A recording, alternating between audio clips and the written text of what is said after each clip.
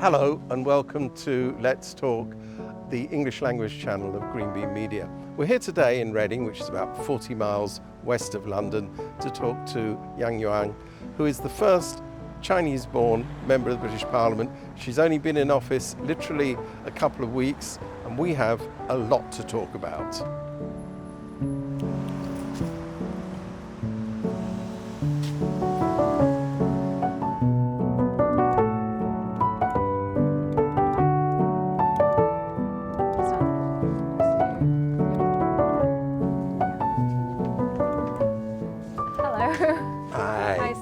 Nice to meet you. Thanks for coming along. Sorry to interrupt. You're very welcome. You're very welcome. Come and join us. Thank you.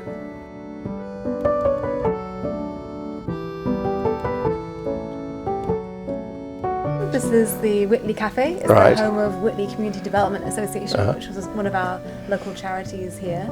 Also the home of Whitley Social Club. So there's a lot of stuff going on. But for today, it's open just for you. So welcome. It's a green bean special. Exactly.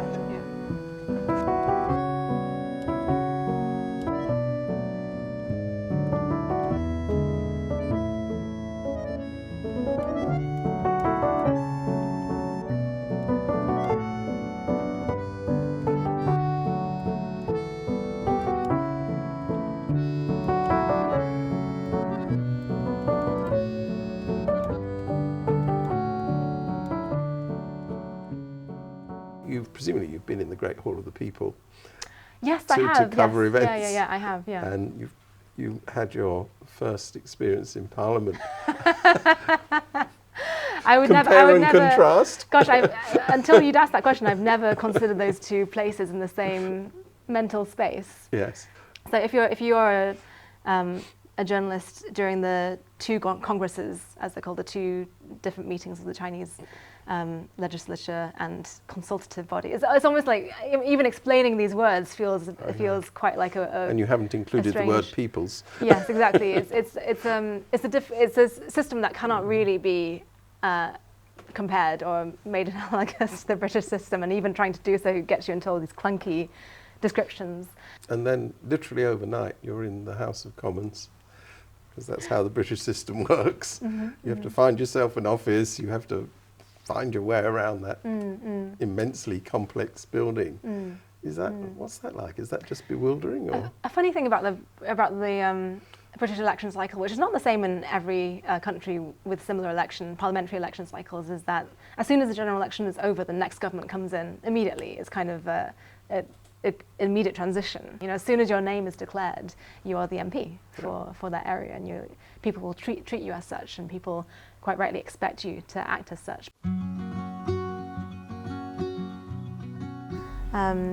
我叫杨缘，缘分的缘，是我妈妈取的这个名字，然后她选择缘分的缘，因为她感觉我出生以后，她第一面见到我的时候，感觉我们有缘分。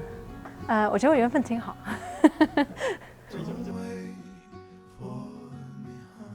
因为我觉得当一位移民家庭，我们从小就是依靠着我周围的邻居和我们的就是周围的 community， 对我和我的父母亲的帮助。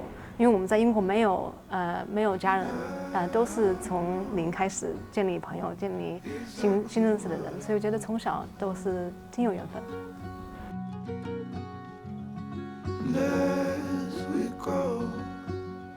I'll keep running till I can't no more.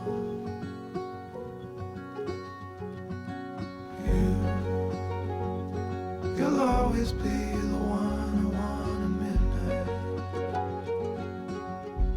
You'll always steal my breath. Can I ask you about your family? I mean, they came here, in fact, before you did, didn't they? So my dad came here in 1991. And my mum followed with me a few years after in 1994, and I was 4 years old at the time, and completely unused to the idea of speaking in English. So that Did you in fact speak any English? Well, at the time I spoke probably quite fluent Sichuanese dialect, Oh, which right. is how my grandparents raised me when I was growing up. So I didn't speak a word of English, and in fact, in a few weeks after I started, I think it would have been reception kind of year for a 4-year-old, 5-year-old at that time. I came home and according to my mum, I told her I didn't want to go to school anymore. And she asked me, why don't you want to go to school anymore? And I said, because the other kids don't talk to me. And she asked me, well, have you tried talking to them? What do you say to them? And I say, well, I do talk to them. This is what I say to them. My mum said, you're speaking to them in Mandarin. Were there in fact any other Chinese children in that school? No, that would have been... You were the only one? That would have been in Manchester. Right. And we moved around quite a lot when I was growing up. My parents took a while to find their feet, as I think many immigrant families do. So I went to 5 different primary schools in Manchester and in Leeds, and very briefly actually back in Sichuan for a few months as well. But in the north of England at the time, there wasn't really a significant Chinese diaspora, and yeah, so I don't think there would have been anyone else speaking Mandarin. So your father came to Britain 2 years after the Tiananmen massacre. That's right. Would you say he was somebody who was involved in politics before leaving? At the time in 1989, it wasn't just confined to Beijing. There were solidarity protests across the country, including in my parents' campus, which was in Ningbo on the east coast, not far from Shanghai. So it really was a nationwide event, and lots of young academics, like my parents, lots of students were present. They were involved, and they were very, I suppose, caught up in the enthusiasm and the optimism of what could be. And the country in the 80s was still quite an open place. There wasn't yet the sense that there'd been a fixed political destiny for where Beijing was going. A lot of things seemed possible. And would you say you grew up in a political household? I mean, did they talk about politics, that sort of thing? Not at all. In fact, I think as with many mainland Chinese families who left China and moved to the UK at that time, a lot of people wanted to get away from politics, to be able to exist without thinking about what the government thought of you, what any political party thought of you, to do your own thing, if you like. It was, and I think in many ways, my parents were quite apolitical growing up. And you were just saying a moment ago that you were the only Chinese child in your primary school. Yeah. I mean, did you feel very different? It's a good question. I think I felt a sense of difference mostly through the dislocation of moving around so much, because, I mean, on average, once every school year, we would move somewhere. And so I was often the outsider coming into a ready-made social kind of environment. And you can imagine, in schools, most of the kids have been there from year 1 and they know each other already. So I always felt a bit like an external observer coming to kind of understand how things worked. And I think that's what made me feel most set apart from other kids. But how did you self-identify? I suppose, I mean, my parents, particularly to my mother, who studied ancient Chinese history and to whom Chinese culture was also always very important. She found it very important that I see myself as culturally Chinese. And to my father, it was less important. And then to me, I suppose, it was really only into my late teens I started to kind of see that as a fixed part of my identity, rather than as a kind of thing to be brushed off or a thing to be avoided. There was a point, I think, in my mid-teens when I started to accept that I was a speaker of Mandarin, and to my mum this is very important, but I'd fought with her all through my childhood that I did not want to learn. Did she speak to you in Mandarin and you answered in English, that sort of thing? No, not quite. So that happens with my little brother actually, but I always did and still do speak to my mum in Mandarin.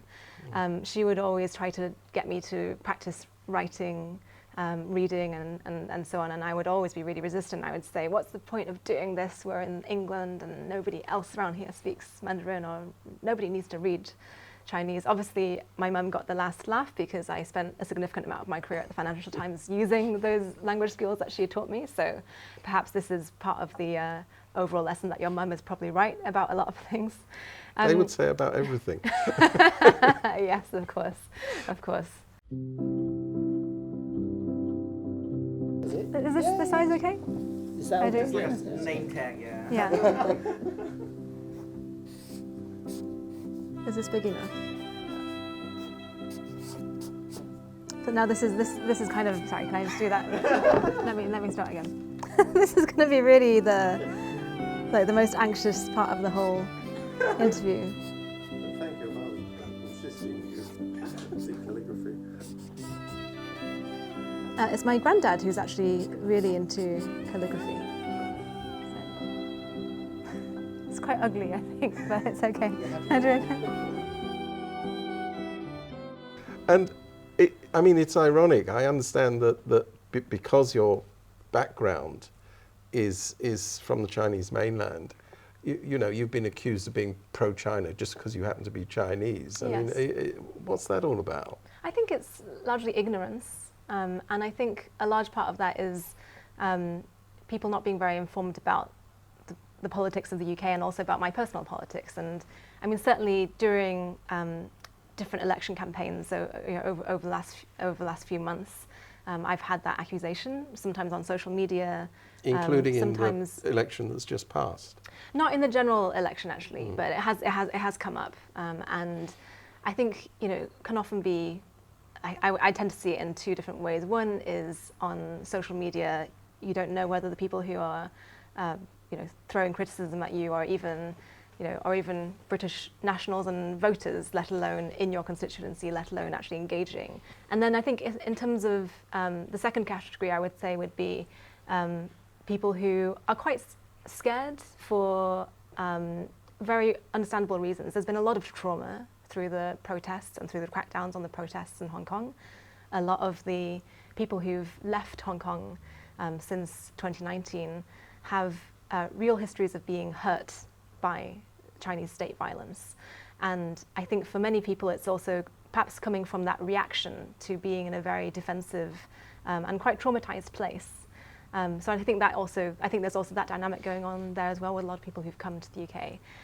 But overall I would say it's a small minority of the responses that I've had to my being of Chinese ethnic origin and in public life. It's just as you know, I mean, there's this long history of distrust between Hong Kong and mainlanders travelling in both directions. Yeah. And here you are, you're an MP for an area which happens to have a lot of Hong Kong new arrivals. Yes, that's right. It's a very, very diverse constituency. I think Reading Hongkongers, which is a local community interest corporation, estimate around, I think, 4,000 or 5,000 families in the greater Reading area. So it's a very significant attractor of Hong Kong families. And I think how do they respond to you as somebody who presumably is identified as a mainlander? It's interesting when you do a lot of what we call canvassing, which is knocking on people's doors, asking what people's issues are. There are lots of Hongkonger families who you can see from their name on the electoral register. They've moved here in the last few years. They have a Cantonese name. You probably would assume, they might be a BNO, recent arrival. And sometimes the door opens. If it's me door knocking, I'll introduce myself. And it's interesting, I think people are always have in that gap when the door is just opening and somebody's just trying to understand who's standing on their doorstep on this Sunday afternoon or whatever. Sometimes I feel like there's sometimes a glimmer of recognition that I look similar to the person standing behind the doorstep. I think there's always going to be that level of just very kind of basic instinct. I would say the issues that recent Hong Kong arrivals often speak about on the doorstep to me are, as you could imagine, the nuts and bolts of setting up your new life in a different country. So it's about navigating the school system with their kids. It's about finding employment, trying to transfer their professional qualifications from Hong Kong to British qualifications. That's quite a common conversation that we have. And so all the kind of parts and pieces of making this new life work. Pick one food you like, braised pork knuckles, or B, Yorkshire puddings and roast beef for Sunday roast. Braised pork knuckles, definitely.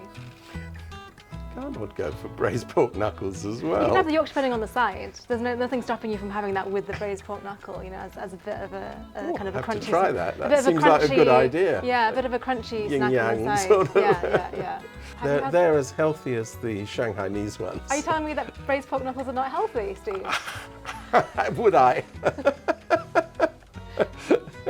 They're extremely tasty, so they can't possibly be healthy. I think my mum always told me that the gelatin is good for your skin. Is that what she says? Yeah, I see. Okay, she must be right. Who would you like to share a Sichuan hot pot, spicy hot pot with? A, Mr. Bean, or B, King Charles? Really? I think I would have to ask each of them which of them wanted to share the hot pot, because And it would depend how hot it was, wouldn't Yeah, it? you'd I have mean, to they make- can be pretty fiery. I imagine that both of them would probably be up for it, but I'd want to check first. They'd need some beer. Who do you see as the Iron Lady? A. Margaret Thatcher, and B. your mother. I don't know anything about your mother, Steve. I wouldn't describe her as an iron lady. She had her ways. Okay. Well, that's very discreet of But you. I it's don't very know. discreet of me, I know. But I did have some, as a journalist, I did see Margaret Thatcher a couple of times. Oh, is that right? And I found her totally terrifying. Okay. Actually, I actually don't know the origins of that phrase as it attached. She described herself She as described the Iron herself as Lady, the- yes. Okay. I'm not sure that my mum would describe. I mean, if Iron Lady is a term that you use to describe your own brand, I don't think my mum would have that as part of her brand. I do solemnly, sincerely and truly declare and affirm that I will be faithful and bear true allegiance to His Majesty King Charles, his heirs and successors, according to law. Thank you.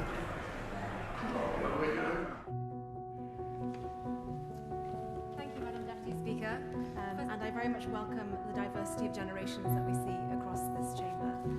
The members to Shimfield on the banks of the River Loddon. And in Earley, my family and I live within dog walking distance. Sonning, of course, has a long history, featuring in the Doomsday Book, but most of the area in my constituency has been built more recently. After the First World War, Reading contributed to the national campaign to house...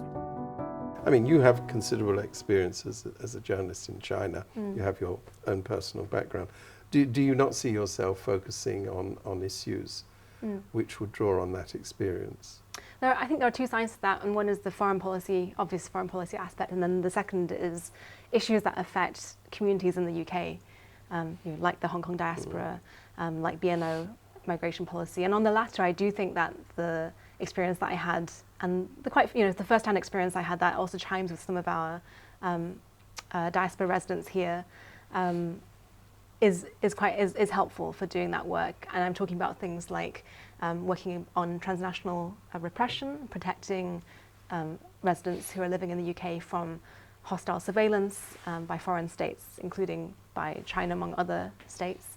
That kind of work, I think, with my background as a journalist and experiencing what it's like to work in a system where the press isn't free, where there isn't freedom of the press, has really influenced how I kind of experience that on a personal level, and how I empathise with other residents here who've experienced that. Let's talk about some of those issues, particularly ones that relate to Hong Kong and Britain. There is, as you know, within the Hong Kong community, well, in fact, within the community of people who advocate democracy in China, a lot of pressure, for example, to close down the Confucius Institutes in universities, to put pressure on the government to close down Hong Kong's Trade and Economic Office on the grounds that Hong Kong is no longer an autonomous entity, and therefore why does it have a separate representation? Where would you stand on those sort of issues? I think the Confucius Institutes, for example, have been a real focal point for anger, for protest as well. And I think in sometimes that focus can be misplaced. They're the most kind of visible element of Chinese government funding in universities. But in fact, I think the more damaging influence of the Chinese government in universities is not as visible. And it can be, for example, with students, mainland Chinese students who feel unable to talk freely in academic discussions or in lectures because they're worried about who else might be informing on them in the audience. So I think that the more important threats we should be looking at are the roots of surveillance through informants, through foreign agents, through spies, etc. in the UK. And I mentioned that because there are many different risks and threats in the China-UK relationship. There are many different opportunities and benefits as well, and we need a proper graduation of what is the most important to look at, because there cannot be an approach where we just say we're going to be afraid of everything that comes from China. Do you think that the current government should be more aggressive in talking to China about issues such as freedom and human rights, campaigning for the political prisoners in Hong Kong, specifically Jimmy Lai, who's a British citizen, that sort of thing. Would you like to see them doing that?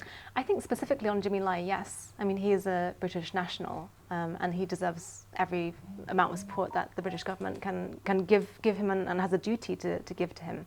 I think it's also important to recognise that there are some areas where we might not have impact from having a scattergun approach. Sanctions, for example, on Chinese officials, I think we should take with a really targeted idea of where they can lead us. At the end of the day, what's important to diasporas in the UK who are settling here, who are concerned about transnational repression, or it may be British nationals like Jimmy Lai who are still jailed in Hong Kong, is whether what we can do as a country is impactful, whether it takes them a step closer to freedom, rather than, I think, a kind of declarative foreign policy for the point of having a position that we put up there to put on social media. Can I ask you specifically about BNO policies? Yeah. There is some pressure for the scheme to be widened. Mm-hmm. There is some sense in which immigrants who've come from Hong Kong to Britain are having quite a hard time integrating. Mm-hmm. What do you think could be done on that front? So I'll take the migration policy and integration as two separate points, but on the migration policy, I think it's very important to reassure and just kind of spread the message to everyone that our new government is very much behind the BNO policy. It was a cross-party policy when it was adopted. There was real consensus in Parliament at the time that this was the right thing to do, and I'm very glad that we've done so. There are issues about who isn't included in the policy. I mean, one particular issue that I came up against a lot when I was doing reporting on transnational repression and on Hong Kong activists here is there are some, particularly of the younger activists born after 97, who aren't covered by the policy, who are currently in the asylum queue, who've applied for refugee status, for political refugee status, and have been waiting, some of them for 2 years. Very few have been granted that status. Yes, yeah, and I think that's very concerning. I mean, everyone who is in the asylum backlog now, they have a case, and some of those cases are legitimate cases, and that they should be given the right to reside and to work and to make a life here. There's also the question about extending the policy to include those who were born after 97, whose parents may not have, I mean, not to get too much into the technicalities of it, but broadly speaking, whose parents may not have decided for them at the point of handover, as they themselves as adults would have wished to decide. And of course, as small children at the time, they may not have, they may not have had any choice. Yeah. And again, our government is committed to extending it, so it includes those who were children at the time of 97, which is to consider as well. You also have, I mean, talking about these issues, you also have one of Britain's biggest banks, HSBC, being active as a participant in preventing Hong Kong people from getting access to their mandatory provident fund. Yes, that's a really important issue, the access to pensions. And I saw a few months ago that the Canadian Parliament was questioning HSBC over the issue, and I'd quite like to... I haven't seen the government here even mention it to them, or maybe you can correct me on that. Well, so we talked about select committees and the process of holding institutions, but the select committees this year haven't been yet set up, but I hope that when they are and they're able to speak, to get in witnesses and officials and banks and so on, and that is one of the questions that we ask is, what are the plans for providing the mandatory provident fund to those who've paid into it and who are eligible to hold into it? Yeah, exactly. But I think that's also part of the wider questions around integration that you mentioned, which is broadly economic integration, finding work here, making sure that you can make a living here, transferring your qualifications to British qualifications, and then also in the school system, there's definitely as I experienced when I was very little, but I think it can be even more difficult for slightly older children and teenagers. It's very dislocating to move countries. In any case, it's even more dislocating to move countries at a time of such crisis and emotional turbulence for your home country. And so for the Hong Kongers who are in schools here, I think many of them do need better support in terms of mental health support and counselling to deal with that transition. That's something that the government is very much aware of the need for, and to improve the mental health support that we have in schools. And then there's also the question of language support and being able to integrate Chinese speakers, Cantonese speakers into English-speaking environments too. Well, Yuan Yang, it's been a great pleasure talking to you. I hope you get over the summer recess. Thank you, thank you.